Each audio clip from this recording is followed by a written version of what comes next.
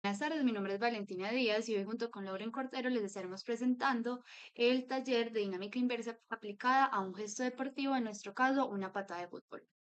Este gesto deportivo es una cadena cinética abierta que acá inicialmente vemos la fase de preparación, donde la extensión de cadera y la máxima flexión de rodilla permiten almacenar energía potencial elástica en la musculatura anterior, bueno, de todo el miembro inferior. Seguidamente está la fase de aceleración, que es esta que vemos acá,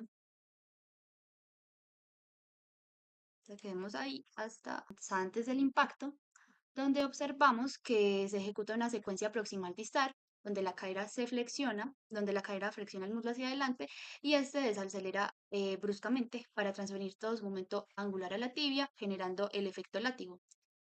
Luego está la tercera fase, la fase del impacto, donde el tobillo, el segmento, pues ese segmento ya no se mueve casi, pues se rigidiza para asegurar una transmisión eficiente de la fuerza cinética hacia el balón, como lo vemos acá el impacto. Y ya luego, en esta fase de continuación, que es después del impacto, que vemos acá, donde hay una activación de los músculos antagonistas isquiotibiales, donde se realiza una contracción excéntrica para desacelerar la extremidad, disipando la inercia sobrante y sobre todo evitando la hiperextensión de la rodilla. Bueno, los marcadores los ubicamos en el trocante mayor, el centro de masa, que ya hablaremos de eso, el epicóndilo femoral lateral, el centro de masa de la pierna, el malleolo lateral, el centro de masa del pie y el quinto metatarsiano, de acuerdo a cómo se registraban para ese tipo de gestos deportivos. Y pasando a la tabla antropométrica, para ubicar los centros de masa en el registro, lo que hicimos fue pues medir de articulación a articulación el segmento, la longitud del segmento, y ya luego con la tabla ubicábamos para cada uno cuál era ese coeficiente que se debía multiplicar, que utilizamos el proximal y eso lo multiplicamos por la longitud del segmento, que serían estos datos de acá, para pie, pierna y muslo. Y ya teniendo esos resultados la, para la longitud del centro de masa de cada segmento desde su articulación proximal.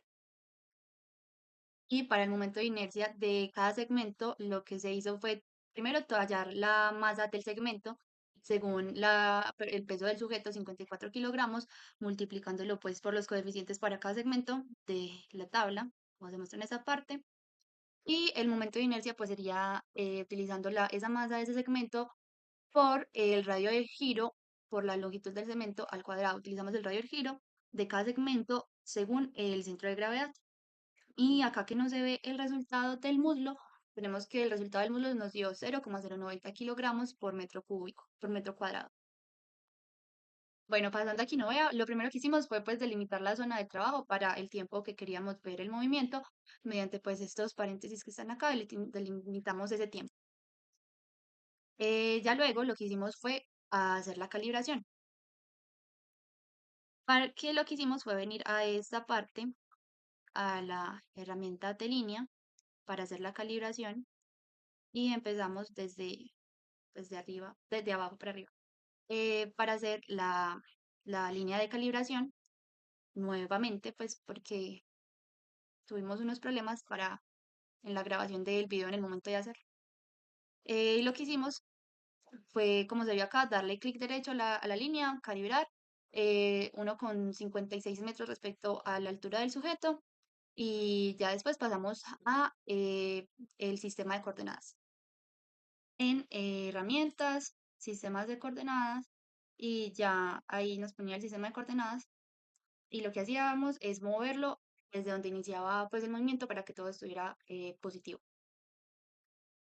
y también que estuviera pues respecto al suelo con la línea de calibración desde donde empezaba. Luego de eso pues creamos la polilínea, eh, que nos íbamos a línea, creamos una polilínea y pues así lo poníamos en cada punto y activamos el seguimiento para cada uno, pues para la polilínea en general, que pues ahí ya está activado. Y después de pues realizar el seguimiento a cada uno de los marcadores para que se moviera acordemente, poníamos los ángulos absolutos de cada segmento. mediante la herramienta de ángulo a la horizontal. Así de esta forma, para el muslo, el amarillo es para la pierna y el rojo es para el tobillo. Y también inicializamos el seguimiento a cada uno de los ángulos. Rápidamente observamos los datos lineales y angulares para cada uno de los segmentos. También verificamos la longitud del segmento mediante Pitágoras con las coordenadas proximales y distales de cada uno de los segmentos, observando que en el muslo se presentaban variaciones, eso probablemente a la rotación involuntaria interna que había en el movimiento en estos segmentos, por lo que se perdía este plano paralelo en la cámara, ya que tratamos de hacer los seguimientos de los marcadores lo más precisos posibles, pero aún así habían cambios más que todo en el muslo. Y por último, cabe aclarar que la fuerza del balón, que era necesaria, que este balón pesaba aproximadamente 10 gramos, pues la fuerza de este impacto se calculó mediante la fórmula de masa por diferencial de velocidades sobre el delta del tiempo.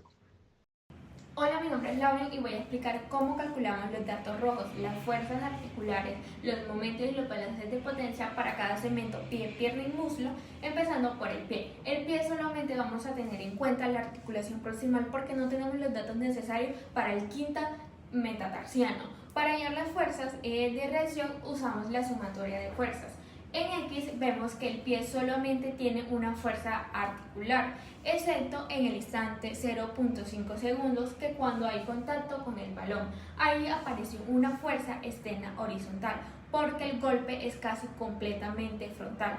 Por eso solo tiene componentes en X. De resto, el movimiento será esta ecuación. Y en el instante 0.5 segundos será esto, se despeja y esto se coloca en el C. Para el Y, entonces usamos la ecuación, esta ecuación que vemos que está actuando la fuerza de reacción en y el peso. Entonces despejamos la fuerza de reacción en Y y esta es la fórmula que vamos a colocar en el C. Para la sumatoria de torques tenemos el momento articular más el momento producido por las fuerzas articulares, porque sus líneas de acciones no pasan por el centro de masa. Este torque se calcula con el brazo del momento por la fuerza, siendo el brazo la posición de la articulación menos la posición del centro de masas. En el tiempo 0.5 segundos se agregó también el torque del balón, porque su punto de contacto no está alineado con el centro de masa. Y se despeja el torque y esto se coloca en el C. La potencia del P se calcula como la suma de la potencia articular más la potencia muscular. Como el pie no tiene articulación distal, solo aparece la potencia proximal. La fuerza del balón no genera potencia articular porque no actúa a través de una articulación, sino como fuerza externa.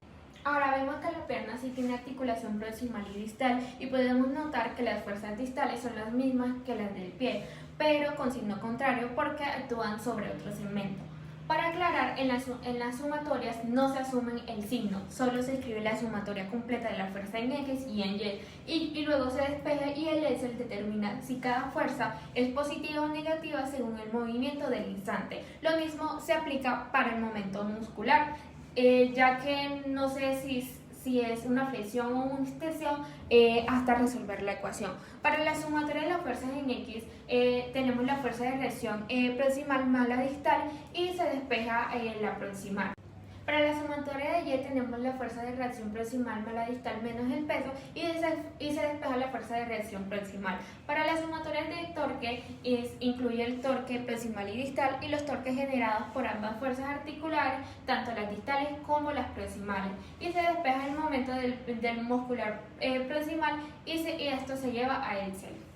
Para la potencia se usa esta fórmula y nos damos cuenta que ya tenemos todos los datos, por lo que solamente es evaluar esta fórmula en cada instante. Para el procedimiento del muslo es exactamente el mismo que con el de la pierna, ya que la mecánica es idéntica, por lo que tenemos las sumatorias en X con las fuerzas proximales y distales, las sumatorias en Y con el peso y la sumatoria de los torques, y finalmente los cálculos de la potencia.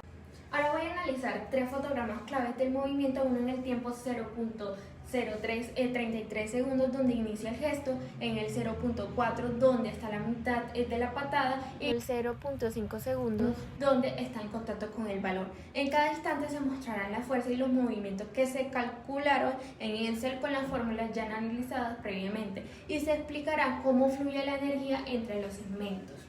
En este fotograma la pierna está en el aire preparándose para el impulso. Lo primero es identificar el movimiento real de cada articulación.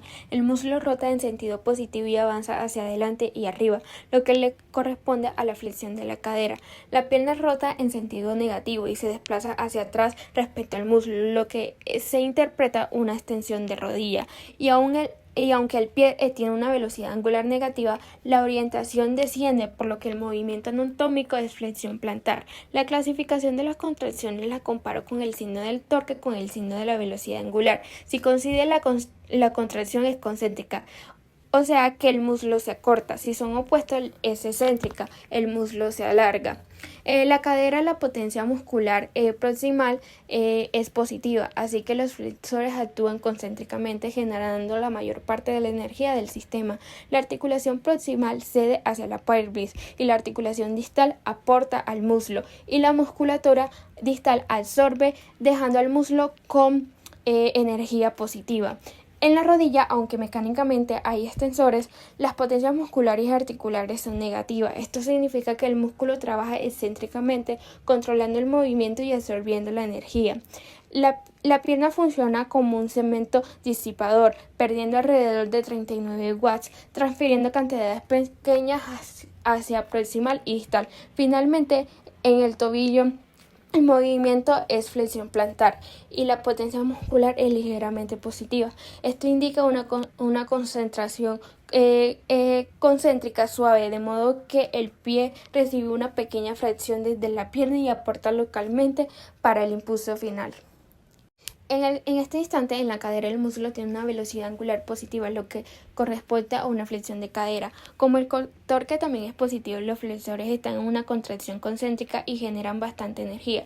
El muslo pierde algo de energía hacia la pelvis y absorbe una cantidad importante por su musculatura distal, teniendo una contracción excéntrica porque su torque distal es opuesto al movimiento. Pero aún así el muslo mantiene su potencia total positiva y aporta energía hacia la pierna. En la rodilla la pierna también presenta una velocidad angular positiva, indicando flexión. El toque proximal es el mismo signo, así que los flexores de rodilla trabajan de forma concéntrica. Y aquí es donde genera mayor cantidad de energía del sistema. La pierna recibe energía desde el muslo y solo una pequeña parte se absorbe de manera excéntrica en su extremo distal. Aún así, la potencia neta es muy alta, convirtiéndole en el principal generador de movimiento en ese instante. En el tobillo, el pie muestra una flexión dorsal con un torque del mismo sentido, por lo que la musculatura también actúa de forma concéntrica. El pie recibe algo de energía desde la pierna y genera una fracción adicional localmente, sumado a una potencia total positiva. En este fotograma, ya en el momento del contacto con el balón, la energía del movimiento cambia por la fuerza externa del impacto. En la cadera, el músculo todavía tiene una velocidad angular positiva, o sea que sigue en flexión, pero el torque va en sentido contrario. Eso significa que los extensores trabajan de forma excéntrica y absorben energía, aunque distalmente el músculo genera un poco. El balance final es negativo, así que el músculo está perdiendo energía neta. En la rodilla, la pierna sigue flexionándose rápido, pero el torque proximal también va en sentido opuesto. Por eso la musculatura extensora hace una contracción excéntrica y absorbe energía. Aún así, en el extremo distal de la musculatura que actúa sobre el tobillo, sí está aportando energía. La articulación distal transfiere energía al pie, teniendo un balance total positivo. En el tobillo, el pie tiene una dorsiflexión muy rápida, pero el torque es horario, contrario al movimiento. Esto produce una contracción excéntrica muy grande y una absorción de energía muy alta, a la que se le suma la fuerza del balón en el impacto. Por eso el pie es el segmento que más energía disipa en este frame. En resumen, en el primer fotograma la energía nace del muslo, en el segundo la pierna se vuelve principal generador y la energía fluye hacia abajo. En el tercero, Con el impacto, los músculos trabajan excéntricamente y el pie absorbe casi toda la energía del sistema.